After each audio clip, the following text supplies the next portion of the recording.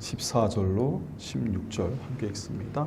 예수께서 한 말 못하게 하는 귀신을 쫓아내시니 귀신이 나가매 말 못하는 사람이 말하는지라 무리들이 놀랍게 여겼으나 그 중에 더러는 말하기를 그가 귀신의 왕 바알세불을 힘입어 귀신을 쫓아낸다 하고 또 더러는 예수를 시험하여 하늘로부터 오는 표적을 구하니. 아멘. 할렐루야. 오늘 성경 말씀을 보면 예수님이 귀신을 쫓아냈는데 거기에 대해서 사람들이 세 가지 반응을 보인 것을 볼 수 있습니다. 근데 이 세 가지 반응은 전부 다 부정적인 이미지로 채작된 그러한 우리가 본받아서는 안 되는 그러한 신앙의 모습입니다.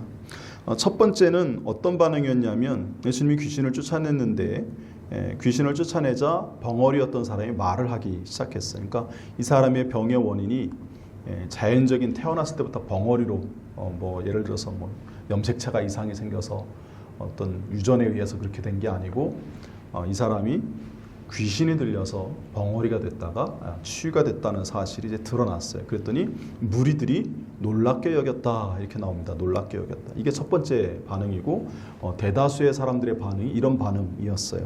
근데 여기서 사용된 이 놀랍게 여겼다라고 하는 이 표현이 깜짝 놀랬다 이런 뜻도 있지만 그 원인이 놀란 이유가 정말 기이하게 여겼다라는 뜻이니까 이거는 상식적으로 이성적으로 우리가 경험적으로 이렇게 될 일이 아닌데 참 이해 불가한 일들이 일어났다.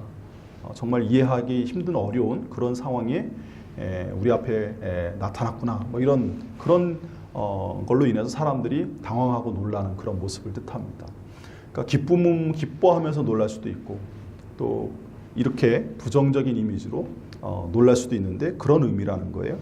그래서 예수님께서 귀신을 쫓아냈다는 것이 전혀 예상 밖에 그리고 이런 일들이 일어날 수가 없는 상황에서 이런 일들이 일어났다 해서 사람들이 꽤 당황해하면서 놀랐다는 건데 도대체 어떻게 생각했기에 그렇게 생각할 수 있을까라는 생각을 해보면 두 가지 가능성이 있습니다. 첫 번째는 귀신의 존재를 믿지 않는 자들이 있었을 거라고 생각을 합니다. 그러니까 고대 시대는 신화의 시대이기도 하고 종교가 삶 속에서 아주 밀접하게 이렇게 지금보다 더 그랬던 시대였기 때문에 많은 사람들이 영적인 존재 이런 것들을 생각했으리라고 생각할 수 있습니다. 그렇지만 모든 사람이 그런 건 아니거든요. 그때에도 무신론자는 존재했고요. 그리스 철학에도 보면. 그래서 신의 존재를 믿지 않고 영적인 존재를 믿지 않고 귀신의 존재를 믿지 않는 그런 사람들이 있을 수 있죠. 그러니까 이 사람의 병이 그냥 단순히 육체적인 문제가 있어서 벙어리가 됐다고 생각했던 그 이상으로 더 깊이 생각하지 않았던 사람들이 귀신의 존재가 드러나는 것을 보면서 이 사람들이 그것을 굉장히 당황하면서 기이하게 여기고 놀랍게 여기고 어찌 이런 일이 있을 수 있을까 이런 생각을 했을 수 있는 거죠. 우리가 귀신 축출되어져 가는 과정을 자주 접하지 못해서 오늘날에도 귀신의 존재를 믿지 않는 분들이 있죠. 그러니까 귀신이 쫓겨나갈 때를 보면 처음에는 자신의 정체를 숨기고 있잖아요. 드러내고 내가 귀신 들렸다게 나타내지 않습니다. 그러다가 상황이 너무 이게 악화됐거나 아니면 이제 기도 중에 이제 귀신을 축출하는 그 과정에 예배드리면서 이렇게 대적하는 기도를 할 때 이제 쫓겨나갈 때쯤 되면 이제 그제서야 이제 없는 것처럼 행동하다가 정체를 드러내서 자기의 본체를 드러내죠. 그래서 여자의 입에서 남자의 목소리가 나오기도 하고 힘이 갑자기 막 세져서 남자들이 달라붙어도 여러 명 달라붙어도 꼼짝 못하게끔 막 힘을 과하게 쓰기도 하고 이런 영적인 초자연적인 일들이 일어나는 것들을 우리가 보게 됩니다. 근데 대부분의 일반적인 사람들은 그런 걸 잘 접하지 못하죠. 그러다 보니까 귀신의 존재를 인정하지 않는 분도 꽤 많고 생각지 못할 수 있는데 이런 병이 성경에는 분명하게 우리에게 말씀해 주신 게 죄로 인해서 병이 걸리기도 하고 하나님 말씀 불순종해서 심판의 도구로 또 우리가 몸 관리를 잘못해서 병이 걸리기도 하고 또 하나는 뭐냐면 이와 같은 어둠의 권세들이 하나님의 백성들과 사람들에게 들어가서 그 사람들을 형편을 이전보다 악화되게 즉 병들게 하고 영적으로 타락하게 하고 하는 그런 일 가운데 사람들이 병이 걸려서 이런 고통을 겪게 된다고 성경 우리에게 가르쳐주고 있습니다. 또 물론 마지막 한 가지는 하나님의 영광을 위해서 때로는 하나님께서 그런 것들을 사용하시기도 하십니다. 그래서 여러 가지 원인이 있는데 그 중에 하나가 영적으로 이 귀신들이 들어가면 사람들이 몸이 아플 수 있다는 거죠. 그런 것을 우리가 쉽게 생각할 수 있는 가장 오늘날 이해하기 좋은 게 뭡니까? 무당들 신병 걸렸다라고 하는 그런 것들이죠. 무당 안 받아들이고 할 때 귀신들이 신 내리는 거 거부할 때 그 무당 점 찍은 사람들 막 괴롭혀가지고 고통스럽게 하잖아요. 병원 가도 이유를 알 수 없고 약을 써도 낫지도 않고 그래서 결국 귀신의 영을 받아들여서 무당하면 그게 이제 싹 사라지고 그런 것들을 쉽게 생각해 보시면 아마 어렵지 않게 이해가 되실 거라고 생각합니다. 근데 이 시대에도 그런 사람들이 당연히 있었으리라 생각을 하고 그런 사람들은 또 그렇게 했을 수도 있겠죠. 또 하나의 가능성은 뭐냐면 귀신의 존재를 인정을 합니다. 근데 이 귀신들이 이 세대가 악한 세대예요. 예수님의 표현에도 이 악한 세대에 대해서 여러 가지 말씀들을 하시거든요. 그러니까 영적으로 사람들이 이 시대 사람들이 종교적으로 영적으로 많이 타락한 시대가 분명합니다. 하나님께서 성령을 주셔서 선지자들을 통해서 예언도 많이 하시고 하나님 말씀도 선포하시고 뭐 이런 일들을 구약시대 보면 많이 하셨는데 예수님 오시기 전에 한 400년 어간 그 근간 동안에 하나님께서 새로운 정경, 우리가 알고 있는 구약 성경에 하나님 말씀을 기록한 이런 정경에 해당하는 예언자를 보내시지 않았어요. 그러니까 오랜 세월 동안 로마와 헬라 제국에 지배당하면서 유대인들이 하나님 말씀 떠나서 헬라화되고 우상 숭배하고 제우스신 우상들 이런 거 섬기고 그러는 가운데 하나님 말씀에서 점점 멀어지니까 하나님의 은혜와 축복하심과 돌보심을 받지 못해서 많은 사람들이 여러 가지 이유로 경제적으로도 어렵겠지만 또 로마의 착취를 당하고 억압을 당하고 그 과정에서 다친 분들도 많겠지만 영적으로 하나님 앞에 바로 서지 못하고 악한 영들의 지배를 받아서 병든 이들이 꽤 많았다는 거예요. 그래서 예수님이 가는 곳마다 병자들 고칠 때마다 꼭 따라붙는 표현이 있죠. 뭐가 붙습니까? 귀신들 축출했다는 얘기가 따라붙어요. 그러니까 오늘날에는 그렇게까지 귀신 들린 사람들이 많이 안 보이는데 물론 이제 뭐 숨겨져서 정신병원에 가 있기도 하고 또 그런 치유의 과정을 그런 식으로 요즘은 치료를 하지 않고 의학적으로 어떻게 접근하려고 하다 보니까 잘 드러나지 않아서 뭐 그럴 수도 있겠지만 어쨌든 예수님 당시에 성경에 묘사된 표현을 보면 귀신 들린 자들이 꽤 많았다는 사실을 알 수 있고 거라사 광인의 케이스를 보더라도 귀신이 얼마나 많았으면 군대 귀신이 들어가 있을 정도로 이렇게 많은 이들이 이 영적으로 사탄의 영역에 사로잡혀가지고 고통받았는가 하는 것들을 우리가 간접적으로 알 수가 있습니다. 그러니까 예수님은 영적 암흑기에 세상에 빛으로 오신 분이잖아요. 그래서 영적으로 굉장히 힘들고 어려운 상황 속에서 당연히 사람들이 사탄의 지배를 많이 받고 그 여파로 귀신 들려서 병든 자들이 꽤 많았다 하는 것을 우리가 성경 말씀을 예수님 당시에 묘사된 것들을 보면 이제 알 수가 있죠. 그러니까 그런 시대에 사람들이 귀신을 쫓아내려고 분명히 시도들을 했을 거예요. 성경에 보면 바리새인의 아들들도 귀신을 축출했다 뭐 이런 표현이 나오는 걸 보면 그런 시도들을 많이 했던 것 같아요. 근데 그게 생각보다는 쉽지 않았다라고 하는 사실을 성경 곳곳에서 이제 볼 수 있습니다. 뭐 스교와의 7 아들들이 자기들 나름대로 귀신 축출하다가 귀신 쫓아내지 못하는 장면도 나오고 또 거라사 군대 광인 케이스에 보더라도 사람들이 그를 제어하려고 쇠사슬로 묶기도 하고 여러 가지 방법을 썼는데 다 소용이 없었다는 거잖아요. 결국 그를 어떻게 하지 못하고 그 근처에 사람들이 가지도 못하고 그 정도로 이 귀신의 힘이 강력하고 사람의 힘으로는 감당할 수 없고 고칠 수 없는 걸로 많은 사람들이 그렇게 생각해서 포기하고 있는 그런 상태인 거죠. 예수님이 귀신들을 내쫓았을 때 왜 많은 사람들이 예수님께 몰려옵니까? 다른 방법으로는 그런 일들이 일어나는 걸 못 봤기 때문에 사람들이 예수님 외에는 귀신을 쫓아내는 사람들이 없다고 생각해서 사람들이 예수님이 가는 곳마다 따라다니면서 그런 자들이 와서 고침을 받는 거죠. 그리고 예수님도 성경에 뭐라고 말씀하셨습니까?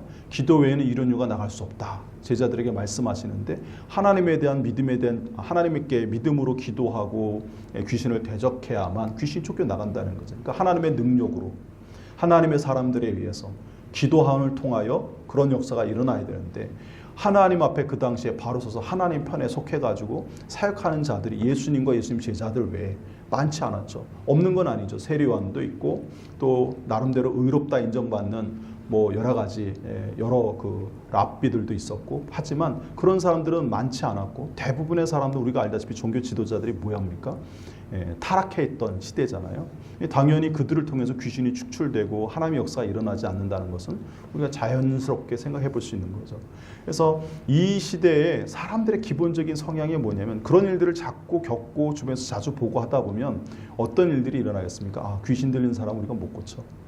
귀신 들린 사람 어떻게 할 수가 없어. 그러니까 귀신의 존재를 인정하더라도 그냥 포기하게 되는 경우가 많은 거죠. 근데 예수님이 쫓아냈을 때 놀란 거죠. 여러분 마가복음서 1장에 나와 있는 마가복음서 그 가버나움 회당에서 예수님이 귀신 내쫓았을 때 사람들이 깜짝 놀랐다는 거예요. 거기도 똑같이 기이 여겼다, 놀랍게 여겼다 이 표현을 그대로 써요. 그 사람들이 놀란 이유가 뭡니까? 자기들에게 말씀을 가르쳐주는 서기관 랍비들은 말씀을 이렇게 해서 귀신 쫓아내려고 뭐 했는데 뭐 안 나갔다는 거예요. 그래서 그들의 말에 힘이 없다는 거죠. 근데 예수님이 와서 한 말씀 딱 했는데 귀신을 꼼짝 못하고 쫓겨나가는 그 모습을 보면서 권세 있는, 권위 있는 새로운 교훈, 가르침이라고, 명령이라고 그들이 예수님의 그 말씀과 가르침에서 깜짝 놀라는 거 아니에요? 그러니까 이 사람들이 지금 이렇게 놀라는 이유는 안 되는 건데 예수님이 행하셨다는 사실에 깜짝 놀라는 거예요. 그래서 이 기이 놀란 사람들은 두 가지 가능성인데 귀신의 존재를 몰랐던 영적에 대해서 영적으로 굉장히 무지했던 사람들이 기이하게 생각하면서 이상하게 여기면서 놀랐을 것이고요. 또 하나는 예수님에 대해서 잘 몰랐던 사람들이 예수님은 귀신을 얼마든지 쫓아낼 수 있는 하나님의 아들이고 전능하신 분이신데 그 사실을 알지 못했던 사람이 또 예수님이 그런 분이라는 사실을 믿지 못하니까 이 일이 이렇게 일어난 건데 일어나긴 했는데 이거 설명 불가한 자기들 나름대로는 설명이 안 되는 이 일을 보고 이상하게 여기고 그렇게 반응을 보였다라고 하는 거죠. 그러니까 첫 번째 부류의 사람들의 반응은 무지의 반응입니다. 영적으로 무지하기 때문에 알지 못하기 때문에 예수님에 대해서도 알지 못하고 영적 세계에 대해서도 잘 알지 못하고 그러다 보니까 이런 부정적인 반응을 보인 거죠. 어떻게 그런 일이 일어날 수 있어? 이렇게 생각하면서 부정적인 반응을 보이게 됩니다. 그리고 두 번째는 또 일부 사람들인데 더러는이라고 되어 있어요. 일부 사람들인데 예수님이 귀신의 영 바알세불에 힘입어서 귀신을 쫓아냈다라고 말했다는 거예요. 마가복음서 3장에 보면 이 부분에 대해서 자세하게 나와 있죠. 예수님이 가버나움에서 사역했을 때 많은 귀신들을 내어 쫓았는데 예루살렘에서 내려온 서기관들이 그 보고를 받고 그 상황을 보고 최종적 결론으로 그들이 내린 게 뭡니까? 3장에서 그들이 내린 결론은 예수님이 바알세불의 힘을 빌어서 쫓아냈다라는 거였어요. 근데 그렇게 된 이유가 뭐냐면 첫 번째 가버나움 회당에서 자기들과 비교당하면서 시기질투심이 이 바리새파 사람들에게 서기관들에게 생겼고 예루살렘에서 내려온 사람들은 성경에 보면 마가복음서 2장에 보면 6가지 논쟁이 나와요. 그러니까 1장에서 예수님이 치유하고 사역하신 내용이 나오고 2장에서 6가지 논쟁이 3장 6절까지 나옵니다. 그러니까 유대 종교 지도자들하고 예수님하고 계속해서 대화하면서 논쟁을 하게 돼요. 그때마다 예수님이 이건 이런 것이다고 이게 올바른 진리를 가르쳐 주시죠. 그렇지만 바리새파 사람들 서기관들의 입장에서는 자신들의 입장과 생각이 계속해서 반박당해요. 그러다 보니까 그들이 최종 결론에 안식일 논쟁 이후에 어떻게 생각하냐면 이제 예수님을 죽이기로 모의하고 적대시합니다. 그러니까 적으로 규정한 거예요. 적으로 규정하다 보니까 예수님 하시는 일들이 하나님의 일이 될 수가 없다는 결론에 도달하는 거죠. 그러니까 잘못된 전제를 깔고 결론을 내려놓고 예수님의 이 놀라운 사역을 이해하려고 하니 억지로 꿰다 맞춰서 나름대로 생각해서 짜낸 게 귀신이 누구 말을 들을까? 자기들의 왕의 말을 듣지 않겠는가? 그렇게 생각하면서 그런 논리를 핀 거죠. 근데 그 논리가 얼마나 허점이 많습니까? 예수님 마가복음 3장 마지막에 말씀하셨듯이 나라가 세워지려면 내분이 일어나면 안 된다는 거잖아요. 그래서 귀신의 왕이 자기 귀신들을 쫓아낸다는 건 스스로 나라를 망하게 하는 일인데 그럴 리가 없다는 거죠. 그 말씀에 단박에 그 논리가 허물어지죠.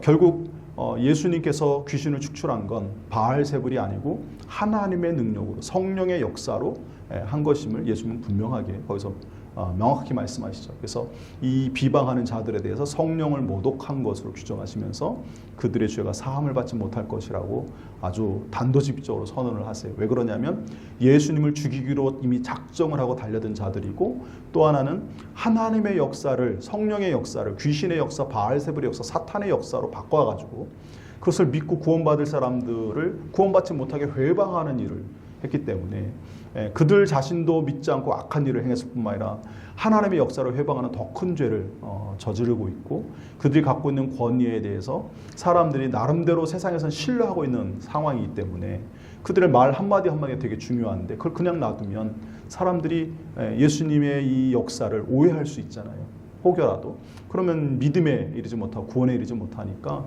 그걸 막기 위해서 예수님이 비판하십니다. 그리고 마가복음 23장에 보면 그러한 서기관들과 바리새파 지도자들에 대해서 예수님께서 자기도 천국에 들어가지 않고 천국문에 서서 남도 들어가지 못하게 하는 자라고 하면서 저주가 있을지어다, 뭐 화 있을진저 하면서 이렇게 그들을 이제 비난하시고 저주하시는 장면이 나오거든요. 다 연결되어져 있는 부분이라고 보시면 돼요. 어쨌든 중요한 건 이 사람들은 예수님을 적대시하는 순간 바알세불의 힘을 빌어서라고 이야기를 합니다. 근데 이 바알세불이 예수님 당시에 사탄의 또 다른 이름으로 불렸는데, 그 배경을 보면 이 바알이라는 건 주인이라는 뜻이고요. 세불은 성전 또는 어떤 집을 뜻해요. 그래서 집의 주인 또는 성전의 주인 뭐 이런 뜻이 되는 거죠. 근데 이제 그 가나안 고대 근동의 세계관은 다신론이거든요. 다신론적 세계 속에서 나라가 부강하고 제국이 되면 어떤 일들이 일어나냐면 자기들이 정복한 나라의 그 신들의 신전에서 신상들을 가지고 와요. 그래서 자기들이 섬기는, 자기 민족이 섬기는 신을 왕의 신, 주신으로 섬기고 나머지 그 데려온 신들을 종속된 그 신화로 만들어버려요. 그러니까 신부터 이 위계가 정해지니까 당연히 섬기는 민족이 위계가 정해지죠. 그러니까 신화를 통해서 사람들을 이데올로기를 통해서 지배하는 거예요. 그런 방식으로 이게 하는 그런 고대 근동의 기본적인 문화가 있었기 때문에 만신전이라고 들어보셨을 거예요. 모든 신들을 모아놓은 그런 신전. 거기에 주신이 뭐 그리스 같은 경우는 제우스일 것이고, 바벨론 같은 경우는 마르뚝 신이 될 것이고, 가나안 같은 경우는 있다고 하면 이제 바알이나 엘 뭐 이런 게 되는데, 이 블레셋 사람들의 입장에서 이제 바알이 특히 그 주신에 해당해요. 그러니까 나머지 신들은 그 밑에 이제 종속된 그런 걸로 간주가 되는 거죠. 그래서 바알세불 할 때 이 바알은 신들의 왕인 거예요. 그러니까 지금 여기서 귀신들의 왕이라고 표현하는 것이, 유대인의 입장에서는 신들의 왕은 뭐예요? 우상들의 왕이고 귀신들의 왕이고 사탄에 해당하는 것이죠. 그래서 그게 같이 이렇게 연결돼서 이해가 그 당시 사람들이 그렇게 이해를 하는 거예요. 그래서 지금 예루살렘에서 내려온 그 서기관들, 바리새파 서기관들이 예수님을 바알세불의 힘, 그러면서 귀신의 왕의 힘을 빌어서 이런 일을 했다라고 말하는 건 바로 그런 맥락 속에서 이야기하는 거죠. 그렇지만 아까도 말씀드렸다시피 이거는 전제가 틀린 거예요. 자신들이 예수님의 입장에 동조하지 않으면서 척을 지게 되면서 대립하게 되면서 또 시기질투하면서 예수님과 같이 가지 않으려고 적으로 규정한 나머지 잘못된 결론에 이르게 된 것이죠. 그래서 이들이 이렇게 된 것은 예수님에 대한 증오심, 또 시기심, 이런 부정적인 감정들 때문에 예수님에 대해서 이렇게 반응하게 됐다라는 사실을 우리가 기억할 필요가 있습니다. 여러분, 우리 안에 누군가를 미워하고 증오하고 또 여러 가지 안 좋은 부정적인 생각을 우리가 갖고 있으면 그 사람이나 그 상황에 대해서 우리가 판단할 때 잘못된 판단을 내릴 가능성이 높죠. 시야가 좁아지고 입장이 적과 악운으로 이분법으로 이렇게 좁혀지면서 선택의 폭도 줄어들게 되고 상황 판단도 단순해지게 되면서 복합적인 여러 상황을 제대로 인지하지 못하게 되지 않습니까? 마찬가지로 이런 실수를 지금 이 바리새파 서기관들이 저지르게 된 것이죠. 그러니까 이들의 이러한 실수를 하게 된 잘못된 반응을 보이게 된 그 근본적인 원인은 예수님에 대해서 적대하는 감정을 다양한 이유로 가졌기 때문에 이런 일들이 일어났다라고 하는 거고, 이것은 그들의 적대적인 마음이 이렇게 만들었다는 점에서 앞서 무지로 인해서 그렇게 된 사람들과 또 다른 측면에서 부정적인 모습이라 하겠습니다. 그러니까 교회에 대해서 부정적인 시각을 기본적으로 갖고 깔고 가면 신앙생활을 잘하기가 어려워요. 하나님에 대해서 인정하면서도 교회 자체나 목사님이나 또는 다른 성도에 대해서 부정적인 시각을 가질 수 있잖아요. 근데 그런 부분들에 대해서 하나님은 뭐라고 하시겠습니까? 잘못된 게 있죠. 교회도 있고 목사도 잘못할 수 있고 성도들도 잘못할 수 있고. 그럴 때 1만 달란트 빚진 자의 그 이야기를 생각해 보시면 쉽게 이해가 됩니다. 하나님께 내가 먼저 큰 죄를 사함받았으니 저들을 우리가 용서해주고 긍휼히 여기고 그들을 위해서 중보하고 기도하고 하는 것이 하나님의 뜻이겠죠. 원수를 사랑하는 마음으로 중보기도하라 주님 말씀하셨고, 70번씩 7번이라도 형제가 잘못하면 용서해 주라고 말씀하셨잖아요. 교회는 다 천사같이 착한 사람만 다니는 게 아니고 예수님 믿고 하나님 말씀대로 살고자 힘쓰는 사람들이 모이는 곳 아닙니까? 근데 기본적으로는 뭡니까? 의인입니까? 죄인입니까? 우리의 성정은 죄인이죠. 그렇지만 예수 그리스도의 은혜로 우리가 의롭다 인정을 받고 의인의 삶을 살기 위해서 성령의 도우심을 받고 하나님 말씀대로 가르침 받아서 그렇게 가는 거죠. 그래서 세상 사람들보다 또는 내가 예수 믿기 전보다 예수님 믿고 교회에서 신앙생활을 하면서 더 의롭고 착한 삶을 살기 위해 우리가 노력하다 보니 이전보다 분명히 좋아진 것은 맞고 또 예수님을 닮은 모습에 거룩해진 성도들도 종종 나오지만 기본적으로 우리가 실수를 하잖아요. 화도 내고 때로는 실망하기도 하고 또 탐심에 의해서 어느 순간 미혹돼서 죄를 짓기도 하고, 근데 그런 사람들을 보고 교회에 대해서 교회에는 소망이 없어 뭐 이렇게 하면서 부정적인 시각을 갖고 있다고 하면 그건 잘못된 것이죠. 여러분, 교회는 누가 주인이십니까? 하나님이 주인이시고 예수님이 머리 되신 것이 교회예요. 주님이 교회를 이끌어 가십니다. 주님이 그런 잘못된 교회들을 바르게 하고 성도들을 바르게 하려고 끊임없이 우리에게 말씀하시고 성령으로 일러주시고 일깨우시고 인도해 주시죠. 그 말씀에 불순종한 우리를 끊임없이 찾아오셔서 권면하시죠. 그리고 인내하시면서 하나님께서 은혜를 주셔서 만들어 가시는 게 그게 교회고 그게 성도임을 여러분 분명히 하시길 바랍니다. 그렇기 때문에 우리는 교회 자체에 나타나는 현상을 볼 게 아니라 그 모든 것을 이끌고 계신 주님을 보고 교회에 소망이 있음을 여러분 믿으시기를 바랍니다. 그리고 주님께서 원하시는 올바른 교회를 위해서 우리가 함께 만들어가는 노력을 해야 될 줄로 믿습니다. 근데 이 예수님 말씀에 대해서 시기 질투심에 의해서 이 사람들은 아예 그냥 마음의 문을 닫아버리고 처음부터 적대시하면서 그 뒤로는 이제 예수님과 함께 갈 수 없게 되는, 그리고 예수님 말씀을 들어도 이해가 안 되고 또 이런 논리적인 연결 속에서 예수님의 말씀을 오해할 수밖에 없는 그런 생각들을 하게 되는 거죠. 똑같이 보고 똑같이 상황을 경험하는데도 불구하고 전혀 다른 해석을 하게 되는 이유가 바로 거기에 있는 것입니다. 그래서 여러분 올바르게 바르게 본다는 것은 굉장히 중요한데, 특히 교회와 하나님과 예수님에 대해서 여러분이 이것을 거룩함을 인정하셔야 됩니다. 그리고 바른 것임을 인정하셔야 되고 예수님이 그 구원자이심을 여러분들이 인정하셔야 될 줄로 믿습니다. 그리고 마지막 세 번째로 보인 반응은 무엇입니까? 세 번째, 더러는 예수를 시험하여 하늘로부터 오는 표적을 구했다, 이렇게 나옵니다. 그러니까 일부 사람들이 하늘로부터 오는 표적을 구했대요. 이건 무슨 얘기입니까? 예수님이 이 사람을 지금 치유하셨다, 즉 귀신을 내주셔서 병을 고쳤다는 사실을 인정해요. 근데 그걸로는 만족을 못 하겠어요. 한 번 더 뭔가 확실한 표적을 보여주면 내가 믿겠어, 그리스도라고, 하나님의 아들이라고, 이런 이제 판단을 유보하는 사람이죠. 근데 판단을 유보했다라는 좋은 표현 같지만 믿음에 관련해서 이해하면 이건 뭡니까? 신중한 게 아니고 여전히 의심하고 있는 거죠. 여러분, 의심은 믿음이 아닙니다. 그렇죠? 그러니까 이들은 의심하는 사람들이에요. 그리고 그로 인해서 판단을 유보하는 사람들이에요. 근데 예수님이 나중에 이제 하늘로서 오는 표적을 구한 자들에게 다른 복음서에서 말씀하신 내용들을 보면 그들에게 이미 많은 그리스도의 표적들을 보여주셨거든요. 이전에 없었던 그리스도만이 행하신다고 하는 표적들도 다 보여주셨는데, 계속해서 새로운 표적을 하나님이 보냈다고 하는 그 증거를 보이라고 요구할 때 예수님이 마지막에는 어떻게 하십니까? 더는 요나의 표적 외엔 보여줄 게 없다, 이러면서 이제 더 이상 안 보여주시잖아요. 그러니까 사실 믿음이라고 하는 것은 어느 정도는 우리가 예수님을 경험하고 아는 게 있어야죠.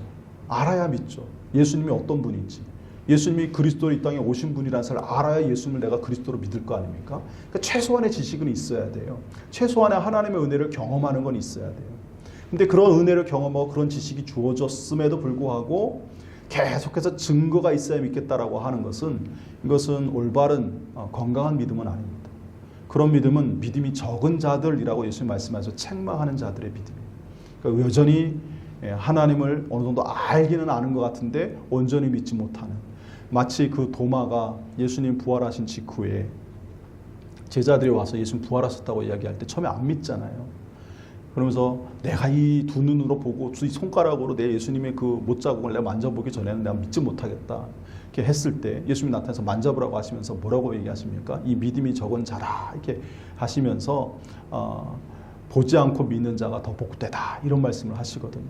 그러니까 온전하지 못한 믿음, 그리고 불완전한 믿음, 연약한 믿음, 작은 믿음, 책망받는 어떤 믿음인데 그러한 믿음은 구원을 얻기에는 부족한 믿음입니다.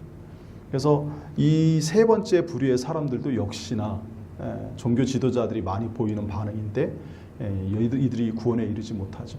그러니까 영적으로 무지하거나 또는 예수님에 대해서 적대적인 감정을 갖고 있거나 또 이와 같이 어떤 증거는 보여줬는데 이것은 내가 알겠는데 뭔가 자꾸 의심이 들면서 계속해서 뭔가 새로운 증거를 찾고자 하는 회의적인 반응을 보이는 이런 신앙들의 모습들은 우리가 결코 본받아서는 안 되는 모습인 줄 여러분 믿으시길 바랍니다. 참된 믿음은 하나님을 경험했으면 그 베푸신 은혜와 또 우리에게 전해진 복음 있지 않습니까? 자기의 생명을 내어주시면까지 우리를 구원하기 위해서 십자가에 달려서 구원을 완성하신 예수님의 이 복음의 이야기, 이 복음, 십자가의 복음을 우리가 들었다면 그리고 그 사실은 믿는 것밖에 없거든요. 선택의 여지가 믿든지 안 믿든지. 그것을 믿으면 나머지 여러 가지 주님이 행하시는 일들은 얼마든지 신뢰하고 따라갈 수 있는 거죠. 그래서 믿음이라고 하는 것은 지금 이 세 사람들은 똑같은 상황을 보고 다른 해석을 한 거거든요. 근데 그 해석이 잘못된 해석이에요. 여러 가지 이유로 인해서. 어떤 사람은 무지해서, 어떤 사람은 부정적인 감정으로 인해서, 어떤 사람은 의심하는 마음이 있어서, 온전한 믿음이 없어서 해석을 잘못하다 보니 결국은 구원에 이르지 못하는 결과를 낳아요. 그래서 올바른 믿음, 구원을 얻는 믿음, 참된 믿음이 되려면 그런 믿음의 조건의 가장 핵심이 뭐냐면 해석을 잘하는 거예요. 하나님의 관점으로 하나님의 말씀에 근거해서 해석을 잘하는 것이 여러분 올바른 믿음이고 그리고 우리가 구원을 얻는 믿음을 얻을 수 있는 유일한 방법임을 이 시간 분명히 아시기 바랍니다. 여러분 그 다윗이 골리앗을 물리칠 때 다윗이 사울 왕을 찾아가서 이야기하죠. 내가 저 하나님을 모독하는 저 골리앗을 내가 물리치겠습니다라고 얘기해요. 그랬더니 사울 왕이 간략하게 요약해서 얘기하면 뭐라고 얘기하냐면 너는 어린 소년이다. 근데 저 골리앗은 어렸을 때부터 용사였다 이 얘기를 해요. 그러니까 어렸을 때부터 명성이 자자하고 이 전장터에서 뼈가 굵고 수많은 적들을 물리쳐가지고 명성을 쌓은 아주 용맹한 용사라는 거예요. 네 나이 때부터 저 사람은 칼 들고 이 세상에서 잔뼈가 굵은 사람인데 너 상대도 안 된다. 뭐 이런 얘기하면서 안 된다고 하잖아요. 근데 그때 다윗이 어떤 말을 합니까? 하나님께서 나를 도와서 내가 양칠 때 곰이나 늑대 이런 것들을 잘 물리쳤다는 거예요. 그 하나님이 나를 도우셔서 저 하나님을 모독하고 하나님의 군대를 모독한 저 골리앗을 이기게 하실 거라고 다윗이 얘기해요. 그러니까 다윗은 사울이 이야기한 내용을 부정한 건 아니에요. 객관적으로 자기가 어린 소년이고 자기는 무기도 없고 저 사람은 이미 전적도 훌륭한 정말 경험도 많은 전사일 뿐만 아니라 뭐 기골이 장대하고 거인이니까 상대가 안 되는 거는 다윗도 알고 있어요. 그 사실을 부정하는 거나 무시하는 게 아닙니다. 근데 무엇을 생각한 거예요? 전능하신 하나님이 나를 도우시면 내가 이길 수 있겠습니다 라고 생각을 하고 하나님을 모독한 저를 하나님이 그냥 놔두실 수 없다라고 하는 대전제 속에서 당연히 하나님 나를 도우실 거라는 확신을 갖고 믿음으로 도전하는 거예요. 다윗이 정말 그가 말한 것처럼 하나님 100% 도와주신다는 것을 조금 더 의심하지 않고 갔을까? 여러분도 아시겠지만 믿음의 길 우리가 갈 때 100% 확신을 갖고 갈 수는 없어요. 그랬으면 좋겠다라는 믿음과 그러실 거야 라고 하는 생각이 그게 주류일 겁니다. 하나님이 명확하게 말씀해 주시지 않는 한 사실 말씀해 주셔도 우리가 의심하기 쉬운데 이때 다윗에게 하나님이 그런 말씀은 안 주셨거든요. 다윗이 묵상하고 생각하고 그 평소 하나님을 신뢰하고 경외하는 그 마음에서 하는 말이에요. 그러니까 아마 두려운 마음도 저는 있었을 거라고 생각해요. 그렇지만 하나님이 도와주시길 바라면서 또 도와서 하나님께 영광 돌리길 소망하면서 나갔을 때 승리한 거죠. 그러니까 똑같은 상황을 바라볼 때 우리가 흔히 현실적으로 생각해야지 객관적으로 생각해야지라고 하는 말이 이 신앙과 관련해서는 이것처럼 참 답답한 말이 없을 수 없는 거죠. 하나님이라는 존재를 실체로 인정하고 그분이 나를 도우시면 내가 승리할 수 있다는 사실을 인정을 하면 이걸 현실로 믿음의 사람들은 바라봐야 되는데 그 하나님을 생각지 않고 자꾸 세상적인 방법과 인간적인 수준에서 생각하는 그 현실만 가지고 현실이라고 주장을 하면 잘못된 해석을 할 수밖에 없는 거예요. 그래서 예수 믿는 사람들이 항상 생각하실 때 우리가 염두에 두셔야 될 게 뭐냐면 하나님을 생각하셔야 돼요. 하나님이 이 일을 도우시면 내가 할 수 있다. 하나님이 돕지 않으시면 내가 아무리 노력해도 되지 않는다. 그 대전제 속에 그러면 과연 하나님이 이 일을 나를 도우실 것인가? 그 문제에 집중하셔야 돼요. 하나님, 제가 이런 일들을 소망하는데 이게 하나님 주신 마음이면 하나님의 마음에 소원을 주사 일을 행하게 하신다 하셨으니까 하나님이 주신 마음이면 제가 이것을 더 열심히 구하고 노력해서 하나님의 뜻을 이루어 하나님께 영광 돌리게 하고 하나님의 뜻을 세상에서 이루어서 하나님 뜻대로 되게끔 하나님 나라가 이루어지게끔 되길 원합니다 하면서 기도하고 묵상하고 이렇게 하다 보면 하나님이 기뻐하시는 것이 무엇인지 여러 가지 상황을 통해서 하나님 우리에게 깨닫게 해주십니다. 말씀으로 깨닫게 해주시기도 하고 어떤 상황에서 뭔가 깨닫게 해주시기도 하고 또는 어떤 여러 가지 증거들을 보면서 일의 결과가 순리대로 되어져가는 어떤 인도하심을 통해서 깨달아지기도 하고 경험되어지죠. 그리고 하나님이 하시는 일이 아니면 막아주시죠. 내가 아무리 소망하고 내가 생각할 때 이거 하나님이 주신 것 같은데 라고 생각해도 하나님 뜻이 아닌 경우가 있어요. 뭐 잘 알다시피 사도 바울이 터키 북부에 해당하는 무시아 지역을 거쳐가지고 비두니아 지방으로 이쪽이구나. 비두니아 지방으로 이렇게 선교 가려고 할 때 여러 번 애를 썼는데 다 실패하잖아요. 결국 그래서 바다 건너편 마케도니아 그 환상 보고 건너가서 유럽 선교하잖아요. 그러니까 비두니아 지방 선교하는 건 하나님 뜻 아닙니까? 거기 또 하는 것도 하나님 뜻이고 당연히 하나님이 원하시는 거겠죠. 근데 거기는 다른 사람을 통해서 하시고 하나님은 사도 바울을 유럽 땅 마케도니아 지방으로 보내서 유럽 사람들도 예수 믿고 구원받게 하시는 거죠. 그러니까 우리가 너무 이렇게 단순하게 생각해서는 안 돼요.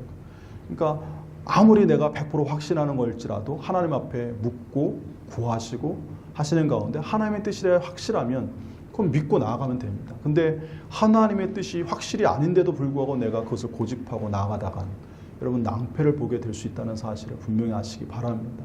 하나님이 인정하지 않으면 그 일이 그 일 자체가 성취가 돼도 그게 꼭 내게 복이 된다는 보장이 없어요. 오히려 그것이 전화위복이 아니라 거꾸로 오히려 화가 될 수도 있습니다. 하나님 안에서 우리가 그런 부분들을 생각하면서 믿음의 길이 어떤 것인지 찾아가야 될 줄로 압니다.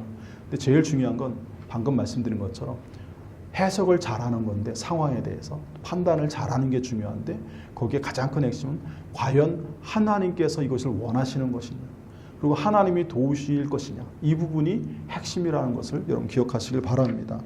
또 우리가 하나님께서 여러 가지 상황 속에 우리를 놓이게 하시는데 그 놓인 상황에 어떻게 반응을 보이냐에 따라서 인생이 그 삶이 완전히 180도 달라지는 것을 우리 요셉의 삶을 통해서도 분명히 알 수 있습니다. 요셉이 애굽의 노예로 팔려갔죠. 형들이 미워해가지고 팔아버렸잖아요. 그때 요셉이 애굽에 가가지고 노예 생활부터 시작하고 감옥 생활하고 나중에 애굽 총리는 되지만 잘 사는 시대는 얼마 안 되고 고생을 한 10여 년간 하잖아요. 근데 그 많은 긴 세월 동안 자기가 잘못한 것도 없이 그렇게 고생을 했을 때 그 마음에 형제들에 대한 미움이 쌓이죠. 그래서 나중에 그 형들이 쌀 사러 왔을 때 여러분 잘 아시다시피 그 반응이 형들에 대해서 곱지 않은 반응입니다. 특히 자기를 가두고 때리고 하는데 앞장섰던 시므온을 감옥에 가두잖아요. 볼모로 잡아가지고 동생 데려올 때까지 감옥에 가둬버려요.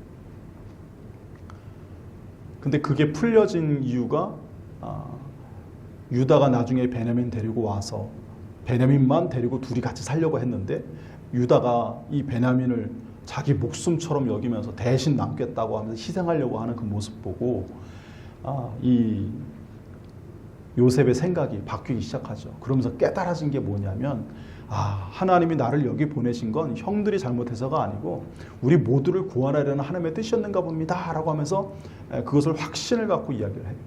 그래서 형들이 나에 대해서 죄책감에 시달리고 더 이상 두려워하지 마시고 아버지 모시고 내려오라고.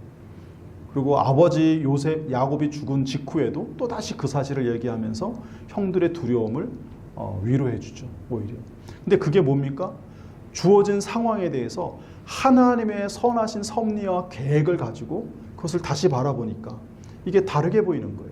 그 전까지는 형들이 자기를 미워하고 그래서 내가 이 고생을 하고 그래서 형들과 나는 이제 서로 원수 관계고 다시는 보지 말아야지 이렇게 생각하는 관계였었는데 그 관계가 복수심이 아니라 하나님의 섭리라는 큰 틀에서 생각을 하다 보니까 이 생각이 바뀌어지는 거예요. 그리고 형들의 달라진 모습도 또 한몫했겠지만 그래서 결국 자기를 통해서 온 가족을 구원하시는 하나님의 계획 속에 이런 일들이 일어났구나. 그리고 조상 아브라함에게 하나님 말씀하신 그것이 성취가 된 것이구나. 그 부분에 대해서 요셉이 묵상하고 깨닫고 나니까 미움이 사라지고 가족관계가 회복이 되고 하나님의 역사가 성취가 되죠.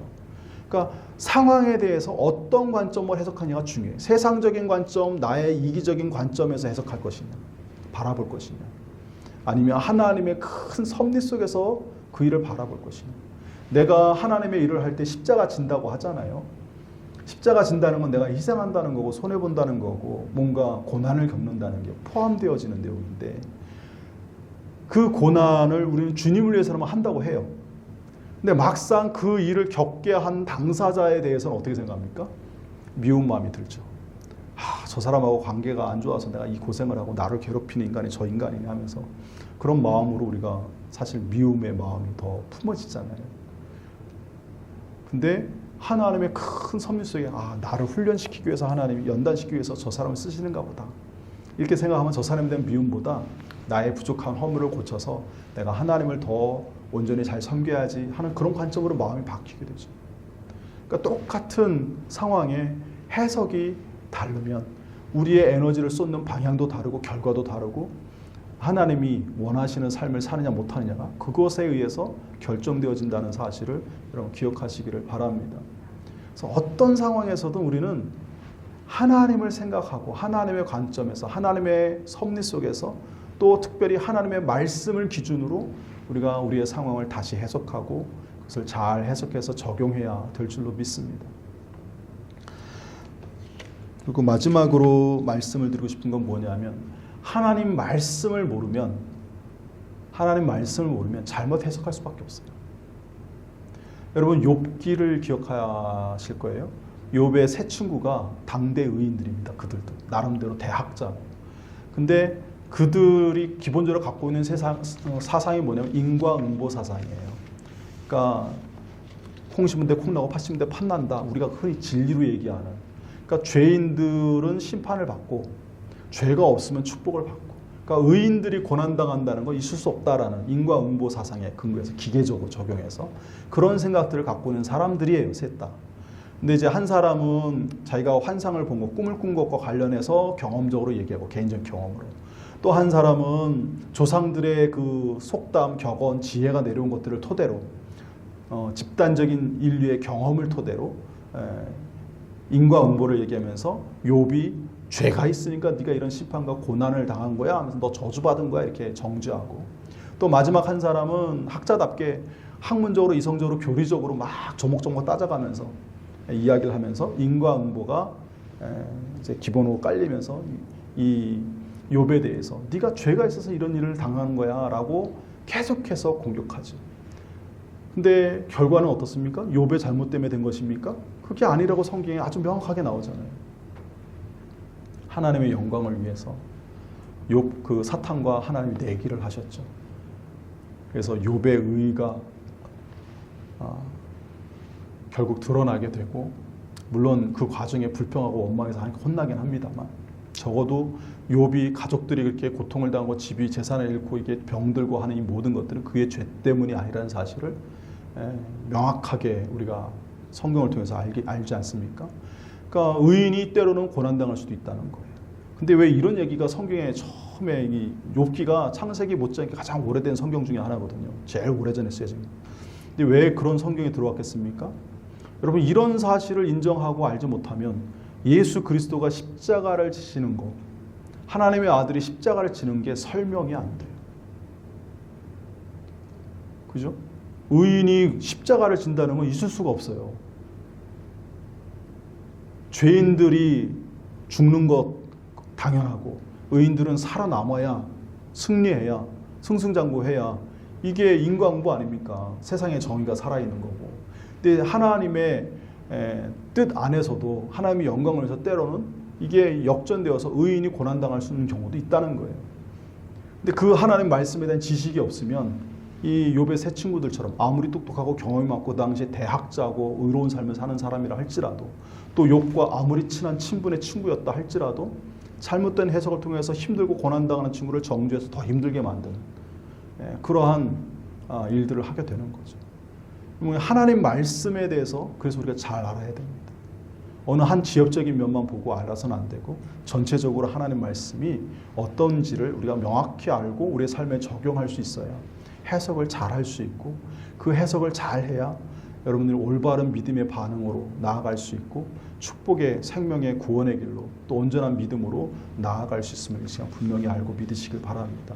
그래서 우리가 해석을 잘하기 위해서 묵상도 많이 하시지만 말씀을 꾸준히 읽고 배우시고 올바른 지식에 입각해서 말씀을 적용하실 수 있기를 바랍니다. 참 안타까운 건 제가 이제 설교를 이렇게 쭉 하고 성도님들 하시는 말씀을 간혹 듣다 보면 개척 초기에 있었던 일인데 전에도 몇 번 말씀드렸습니다만 그날 설교를 이렇게 해야 됩니다라고 얘기했는데 성도님들이 밥 먹으면서 이제 대화하시는 내용이 교회를 처음 나오신 분이 세례도 안 받으신 분들입니다. 세상적인 얘기를 하는데 성경 말씀, 하나님 말씀과 반대되는 얘기를 하고 계세요. 그래서 그게 맞다고 고개를 끄덕끄덕 하셔요. 근데 우리가 망각해서도 그렇지만 하나님 말씀을 들어도 한 귀로 듣고 한 귀로 흘리면 그런 일들이 일어납니다. 그래서 여러분 하나님 말씀을 들으실 때는 집중해서 들으셔야 되고 이해가 안 되면 그 베레아 사도 바울이 선교했을 때 마케도니아 세 번째 도시인 베레아 선교 갔을 때 베레아 성도들이 보인 것처럼 과연 그러한가 날마다 성경을 상고하셔야 돼요. 성경을 읽으면서 찾아보고 연구하고 꼭 목사님이 가르쳐줘야만 설교 말씀 듣는 거로만 여러분 이렇게 만족하고 그렇게 하시면 안 되고 혹시 여러분들이 말씀을 듣다가 이해가 안 되거나 또는 뭔가 반대되는 생각이 들거나 하면 반드시 성경 말씀 찾고 기도하고 묻고 또 알아보시고 또 목사님에게 질문도 하시고 하셔서 그런 부분들을 바로 잡는 과정들이 필요해요. 그러지 않으면 이 세상적인 가치관과 하나님 말씀의 가치관이 뒤죽박죽 섞여가지고 거기서 오류가 많이 나더라고요.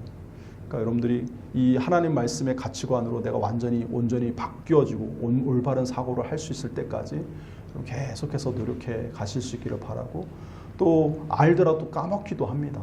말씀을 자꾸 봐야 기억이 나지 그러지 않으면 까먹어요. 그럼 생각지 못하면 문제가 생기겠죠.